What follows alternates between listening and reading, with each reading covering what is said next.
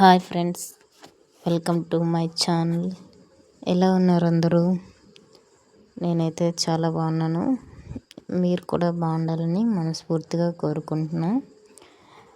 ఈరోజైతే egg fried rice ఎలా చేయాలనేది చూపిస్తాను రండి. అంటే నా స్టైల్లో నేను ఎలా చేశాను అనేది చూపిస్తాను. ఏమైనా తప్పులుంటే మెసేజ్ చేయండి, కామెంట్ చేయండి. నెక్స్ట్ నేనైతే ముందుగా ఒక కళాయి అయితే పెట్టుకున్నా. అందులో కొంచెం ఆయిల్ వేసేసి జీలకర్ర అయితే వేసుకున్నానండి. జీలకర్ర కొంచెం చిటపట మనేంతవరకు అయితే నేను వేయించుకుంటున్నాను. అటువైపు అయితే నేను కూరగాయలు కట్ చేసుకుంటున్నానండి. గ్యాస్ దగ్గర నాకు స్పేసియస్ అనేది చాలా చిన్నగా ఉంటుంది, స్పేస్ అనేది. అందుకనేసి నేను అక్కడే నాకు ఇంకా కొయ్యాలి కనుక నాకు ఇంక వేరే ఆప్షన్ లేదు. నెక్స్ట్ పచ్చిమిర్చి అయితే చిన్న చిన్న ముక్కలు కట్ చేసి అయితే వేసుకున్నాను. ఒక 2 ఆనియన్స్ చిన్న చిన్న ముక్కలు కట్ చేసుకొని 2 ఆనియన్స్ అనేవి కోసుకొని అయితే వేసుకున్నానండి. వేసుకొని కొంచెం బాగా ఫ్రై అయ్యేంత వరకు కలుపుతూ ఉండాలి, అటువైపు ఇటు అటు అనేసి. ఇవి కలిపేసి బ్రౌన్ కలర్లో వచ్చేంత వరకు కలుపుతూనే ఉండాలండి. ఇది పిల్లలకి లంచ్ బాక్స్ కోసం అనేది ప్రిపేర్ చేస్తున్నాను. కాకపోతే చేయమన్నారు, మమ్మీ ఈరోజు ఎగ్ ఫ్రైడ్ రైస్ చేయవా అని ఎప్పటి నుంచో అంటున్నారు. కుదరలేదు, లాస్ట్కి ఈరోజు కుదిరింది, అందుకే చేస్తున్నా. ఇది ఆనియన్స్ అనేవి బాగా వేగిపోయేంత వరకు వేయించుకోవాలండి. వేయించుకున్న తర్వాత నెక్స్ట్ ఇలా బ్రౌన్ కలర్లోకి వచ్చేంతగా ఆనియన్స్ అయితే వేయించుకోవాలి. వేయించుకున్న తర్వాత ఒక స్పూను అల్లం వెల్లుల్లి పేస్ట్ అయితే నేను వేసుకున్నాను. వేసుకొని పచ్చివాసన పోయేంత వరకు అయితే ఇవి వేయించుకోవాలండి. బాగా పచ్చివాసన పోయేంత వరకు వేపుకొని నెక్స్ట్ నేను క్యారెట్ అయితే ఆల్రెడీ తురుము పెట్టుకున్నా కదా, కొంచెం పల్చగా చిన్నగా కట్ చేసి అయితే పెట్టుకున్నాను నేను. మరీ థిక్గా అయితే వేగవు కదా వేరం, అందుకనేసి అయితే కొద్దిగా పల్చగా కోసుకున్నాను నేను. ఒక క్యారెట్టే కోసుకున్నాను అండి, ఒక క్యారెట్ సరిపోతుంది. నెక్స్ట్ బీన్స్ అనేవి చిన్న ముక్కలుగా కోసుకున్నాను. ఇవన్నీ వేసుకున్నాం కదా, కలిపేయాలి. బాగా కలుపుకొని కొద్దిగా ఉప్పు అయితే వేసుకొని కొంచెం రాళ్ళు ఉప్పు అయితే వేసుకున్నాను నేను. రాళ్ళు ఉప్పు వేసుకొని అయితే బాగా కలుపుతున్నాను. కలిపేసి అయితే మూత పెడితే అండి అదే ఉడుకుతుంది సిమ్లో పెడితే. నెక్స్ట్ ఇందులోనే కొంచెం కరివేపాకు అయితే వేసిన.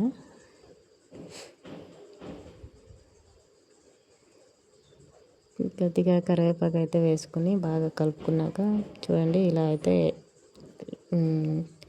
మనము వేసిన క్యారెట్ నెక్స్ట్ బీన్స్ చూడండి బాగా వేగిపోయిన తర్వాత మనం ఇప్పుడు కొద్దిగా పసుపు, కారం, ధనియాల పొడి,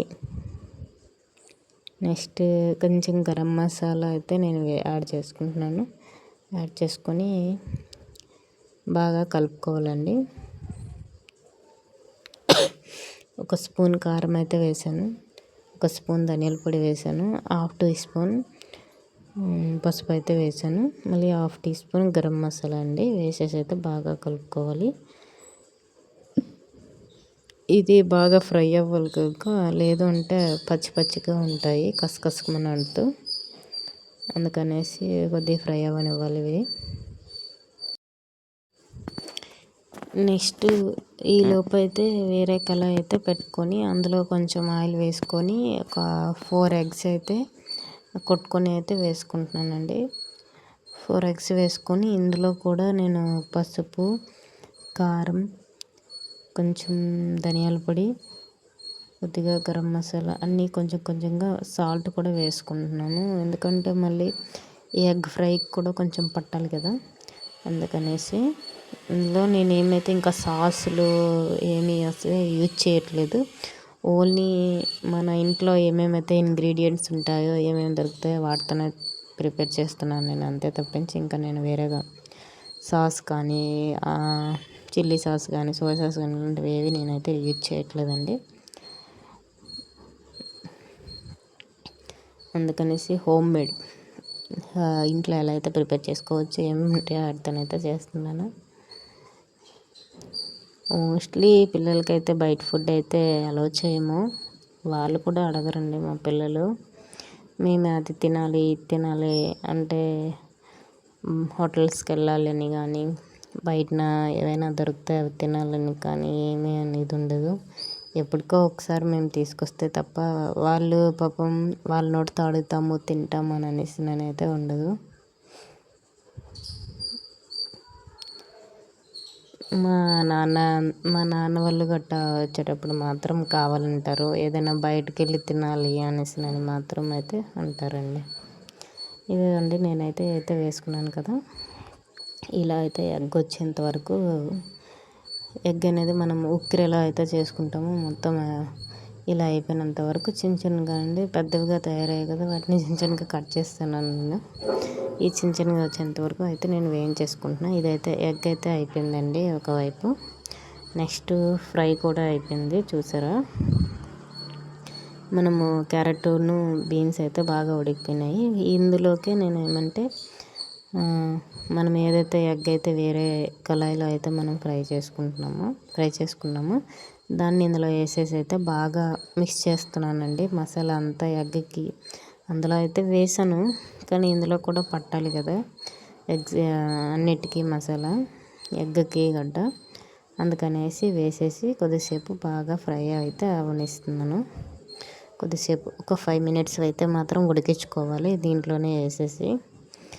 క్యారెట్ అంతా ఉంటుంది కదా దానికోసం. ఇది కొంచెం బాగా వేయించుకున్న తర్వాత నెక్స్ట్ ఇదైతే అయిపోయింది. ఆల్రెడీ వేయించుకున్నాను. నేను ముందే అన్నం ఉడికించేసి పెట్టుకున్నానండి. ఆ అన్నంని అయితే నేను ఇందులో వేసుకుంటున్నాను. వేరేగంటూ లేదు. ఫస్ట్ అన్నం ఉడికించి చేస్తాం కదా ఆ అన్నంని అయితే ఓర్పు పెట్టుకొని నేను ఇందులో అయితే అన్నం కొద్దిగా నాకు ఎంతైతే కావాల్సి వస్తుందో ఎంతైతే అవసరమో దానికి సరిపడేలాగా నేనైతే వేసుకుంటున్నాను. మొత్తం అందరికీ సరిపెట్టేట్టు మాకు ముగ్గురికి సరిపెట్టేట్టు అయితే నేను రైస్ ఇందులో వేసుకొని బాగా ఫ్రై చేసుకుంటున్నాను. మొత్తం అంతా ఇంకా ఈ రైస్కి అన్నీ పట్టేటట్టు మసాలా ఎగ్ క్యారెట్ బీన్స్ ఇవన్నీ పట్టేటట్టు ఉండాలి కాబట్టి ఇంకా మనం సాల్ట్ అంతా వేసాం కనుక చూసేసి ఇదంతా వేసుకోవాలి. నెక్స్ట్ దీనిపైన నేను స్ప్రింగ్ ఆనియన్స్ అయితే వేసుకుంటున్నాను. స్ప్రింగ్ ఆనియన్స్ అయితే ముందు వేసుకోలేదండి.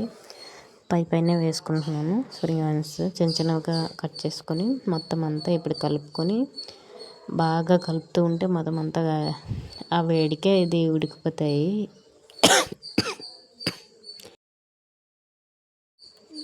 ఇదంతా వేసాం కదా ఒక 5 or 10 మినిట్స్ సిమ్లో పెట్టుకొని బాగా కలుపుతూ ఉండాలి. కింద పైన మొత్తం అంతా తిరిగేస్తూ ఉండాలి. అలా అయితేనే రైస్కి బాగా మసాలా పడుతుంది. మనం ఏంటి ఇంకా ఎక్స్ట్రా సాసులు గట్రా ఏమి యూజ్ చేయట్లేదు కనుక ఈ మసాలా అనేది దీనికి పట్టాలి అంటే ఇంక ఇట్లా కలుపుతూనే ఉండాలి. ఇలా కలిపినాక లాస్ట్లో దించే ముందు కొత్తిమీర వేసుకుంటే సరిపోయిందండి. అయిపోయింది. ఇది నా ఎగ్ ఫ్రైడ్ రైస్. ఇది అండి నా వీడియో. ఇప్పుడు పిల్లలకి లంచ్ బాక్స్లో ప్రిపేర్ చేసేయడమే, అదే ప్యాక్ చేసేయడమే. ఇంకా ఒక్కొక్క బాక్స్ తీసుకొని ఇంకా ఏదైనా వాళ్ళకి ఇష్టమైనది కానీ మనం చేస్తే ఇంకా ఎక్స్ట్రా ఒక బాక్స్ పెట్టాల్సిందని తింటామంటారు కనుక పిల్లలు ఒక బాక్స్ పెట్టిన దగ్గర 2 బాక్సులు అయితే పెడుతున్నాను. 2 బాక్సులు పెట్టే దగ్గర ఇంకొక బాక్స్ అయితే ఎక్స్ట్రా అయితే పెడతానండి. ఇంకా వాళ్ళకి నచ్చేది కాబట్టి నచ్చే ఫుడ్ ఎట్లయినా సరే ఇంకా పడేయరు, తింటారు. వాళ్ళే కావాలని అడిగి మరీ చేయించుకున్నారు కనుక అందుకనేసి నేనైతే ఇగోండి ఇట్లా ప్రిపేర్ చేసిన మా పాపకి ఒక 2 బాక్సులు పెడుతున్నాను. మా బాబుకి 3 అంటే ఒకటి ఎక్స్ట్రా పెడతాను వాడికి కావాలంటే.